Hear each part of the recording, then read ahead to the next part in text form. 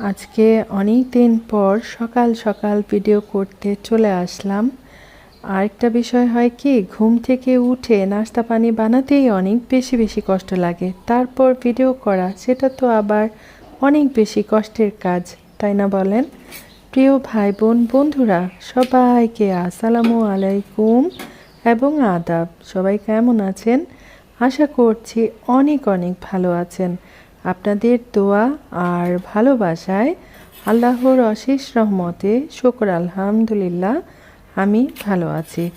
আমি প্রায় সময় বলে থাকি রুটি বানাতে আমার কাছে অনেক বেশি কষ্টের মনে হয়, কিন্তু খেতে আমার কাছে খুব বেশি ভালো লাগে। সকালের নাস্তায় রুটি বা পরোটা হলে আর কিছুই কিন্তু লাগে না। অনেক সময় অবশ্য একঘেয়েমি লাগে, তখন আবার আমি ঝাল পিঠা বানাই, তারপর নুডলস বানাই, তারপর কি বলে ময়দা দিয়ে চাপটি পিঠা বানাই, অনেক ধরনের নাস্তা ট্রাই করি।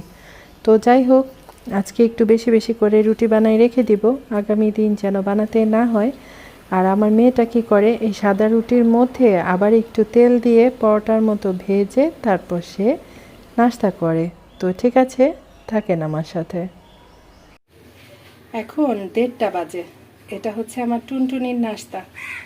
আর গতকালকে যে রান্না করেছিলাম ছোলার ডাল গরু মাংস দিয়ে, সেটা গরম করে নিয়েছে। আর এখানে কি আছে, পরোটা আর হচ্ছে ডিম পোস্ট আর একটা লেবু পাতা দিয়ে প্লেটটা সাজাই দিয়েছি। কেমন হয়েছে অবশ্যই জানাবেন। থাকেন আমার সাথে।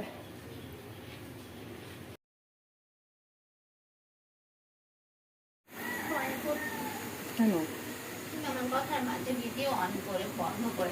আরে আশ্চর্য, আমি তো ভিডিও করছে হাতে আর কান দিয়ে তোমার কথা শুনছি, তুমি এমন একটা ভাব করো। সবাই শুনবে না, আমি প্রয়োজনে করে দিব, এই জন্য বলে ভয়েস দিয়ে দিব। আর যদিও ভয়েস দিতে অনেক বেশি বেশি কষ্ট।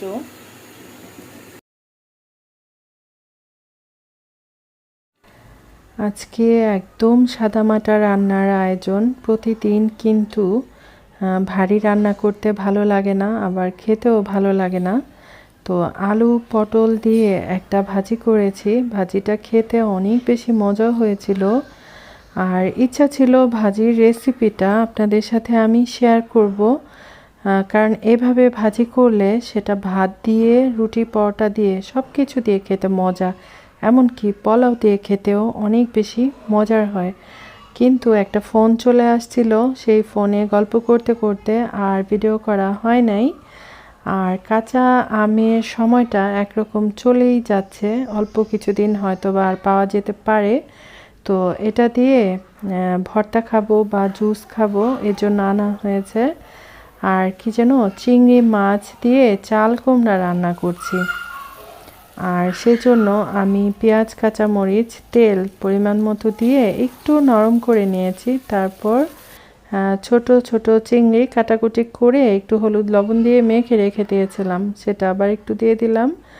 একটু হালকা করে ভাজাভুজি করে নিলে খেতে কিন্তু ভালো লাগে। তাছাড়া চিংড়ি মাছের ফ্লেভারটা অনেক বেশি বেশি সুন্দর আসে।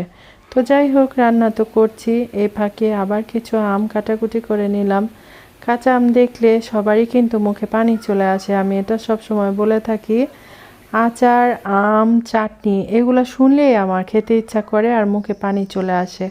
এদিকে আলুর ভর্তা বানানোর জন্য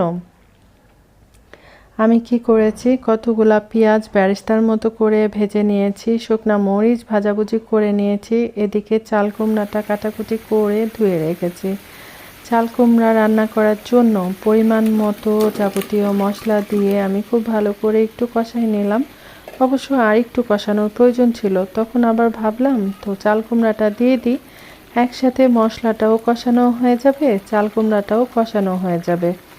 একটা বিষয় খেয়াল করে দেখবেন, অনেক বেশি বেশি কচি লাউ বা চাল কুমড়া সহজে কিন্তু সিদ্ধ হতে চায় না। আগে আমি ভাবতাম একদম কচি লাউ বা কচি চাল কুমড়া খুব সহজে সিদ্ধ হয়ে যায়, খুব সহজে রান্না হয়ে যায়। বিষয়টা একদম ভুল আসলে। তো যাই হোক, আমি অনেকটা সময় ধরে চাল কুমড়াটা কষাই নিলাম, তারপরেও একটু শক্ত শক্ত ছিল। তারপর পরিমাণ মতো ঝোল দিয়ে দিলাম রান্না করার জন্য। আর এই ধরনের খাবারগুলা চাল কুমড়া, লাউ এগুলো আমাদের শরীর স্বাস্থ্যের জন্য অনেক বেশি বেশি উপকারী খাবার। আর এদিকে আমি আলুর ভর্তাটা বানাই নিয়েছি। ডিটেলে আর কি দেখাবো, ভর্তা বানাতে আমরা সবাই পারি, তাই না? আর লাল টুকটুকে হয়েছিল, ভর্তা দিয়ে ভাত খেতে কি যে মজা লেগেছে। একদিকে ঝাল ঝাল ভর্তা, আরেক দিকে হচ্ছে চাল কুমড়ার তরকারির মধ্যে আমি 1 চিমটি চিনি ব্যবহার করি যেন টেস্টটা ডাবল হয়ে যায়। তারপর ভর্তা দিয়ে ভাত খাওয়ার পর চাল কুমড়া দিয়ে ভাত খেয়েছি, দুইটাই অনেক বেশি মজা লেগেছে, কারণ ঝাল মিষ্টি একটা ফ্লেভার পেয়েছি। এই হচ্ছে বিষয়টা। আজকের মতো রান্না বান্না শেষ। তো রান্না বান্না শেষ করে চলে আসলাম একটু আমের জুস বানানোর জন্য। শরবতও বলা যায়, যে যেটা বলে শান্তি পায় আর কি। তো আমি কিছু কাঁচা পাকা আম নিয়ে নিয়েছি, তারপর এখানে নর্মাল লবণ দিয়েছি, একটু বিট লবণ দিয়েছি, 2টা কাঁচামরিচ দিয়েছি, আর 1 বোতল ঠান্ডা পানি নিয়ে নিয়েছি। পরিমাণ মতো, মানে আমাদের যতটুকুন লাগবে অতটুকুন পরিমাণ পানি দিয়ে আমি খুব ভালো করে ব্লেন্ড করে নিলাম। বাস, আমের জুস বা শরবত যে যেটাই বলেন না কেন, খাওয়ার জন্য একদম রেডি। তো এখন এটা মজা করে খাবো। খেয়ে কিছুটা সময় কি করব, একটু রেস্ট করব, তারপর গোসল নামাজ করব। যে কোনো খাবার দাবার একটু সাজগোজ করে নিলে বা কাউকে দিলে সেই খাবারটা খেতে কিন্তু অনেক বেশি বেশি মজা লাগে, তাই না? তারপর চলে আসলাম বিকেলবেলা। তো আজকে একটু ছোলা সিদ্ধ করে রেখেছিলাম বিকেলের নাস্তার জন্য। আমি আজকে পুরা রেসিপি দেখালাম না, একটু শর্টকাট করে বলে দিই।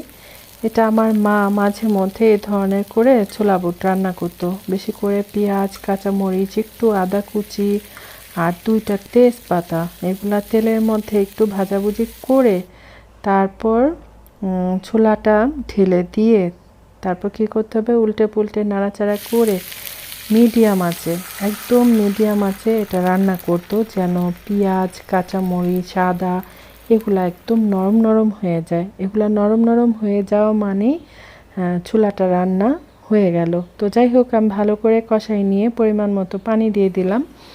আর আমি তো একটু বাইরের দৃশ্য দেখালে, মানে না দেখালে আমার ভালো লাগে না, এটাই বলতে চেয়েছিলাম। অনেক সময় কথা বলতে চাই একটা, হয়ে যায় আরেকটা। আমার মতো কার কার এমনটা হয় বলেন তো?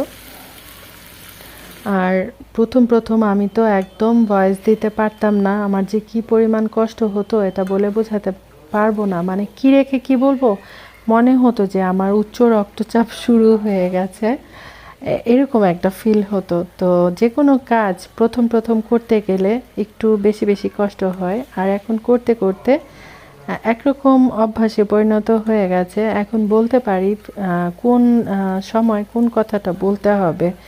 তো যাই হোক, এই যে দেখেন ছোলা বুট রান্নার ফাইনাল লুক শেয়ার করে ফেললাম। প্রিয় ভাই বোন বন্ধুরা, এখন পর্যন্ত যারা একটা লাইক করতে ভুলে গেছেন, যেতে যেতে অবশ্যই একটা লাইক করবেন।